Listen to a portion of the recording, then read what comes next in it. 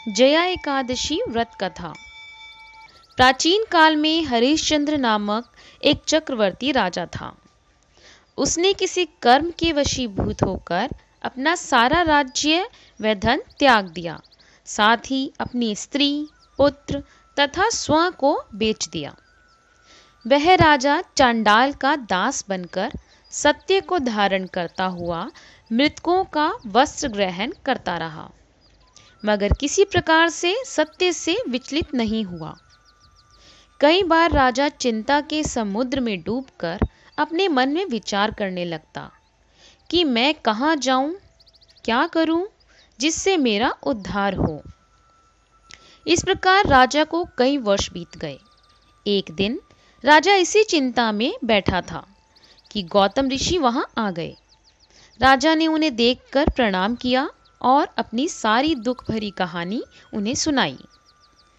यह बात सुनकर गौतम ऋषि कहने लगे कि राजन, तुम्हारे भाग्य से आज से 7 दिन बाद भाद्रपद कृष्ण पक्ष की अजा नाम की एकादशी आएगी।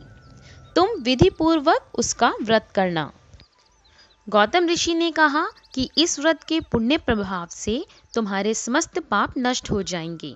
इस प्रकार राजा से कहकर गौतम ऋषि उसी समय अंतर्ध्यान हो गए। राजा ने उनके कथानुसार एकादशी आने पर विधि पूर्वक व्रत व जागरण किया। उस व्रत के प्रभाव से राजा के समस्त पाप नष्ट हो गए। स्वर्ग से बाजे बजने लगे और पुष्पों की वर्षा होने लगी। उसने अपने मृतक पुत्र को जीवित और अपनी स्त्री को वस्त्र तथा आभूषण से युक्त देखा। व्रत के प्रभाव से राजा को पुनः राज्य मिला। अंत में वह अपने परिवार सहित स्वर्ग को गए। हे राजन, यह सब अजा एकादशी के प्रभाव से ही हुआ। अतः जो मनुष्य यत्न के साथ विधि पूर्वक इस व्रत को करते हुए रात्रि जागरण करते हैं, उनके समस्त पाप नष्ट होकर अंत में वे सर्वलोक को प्राप्त होते हैं।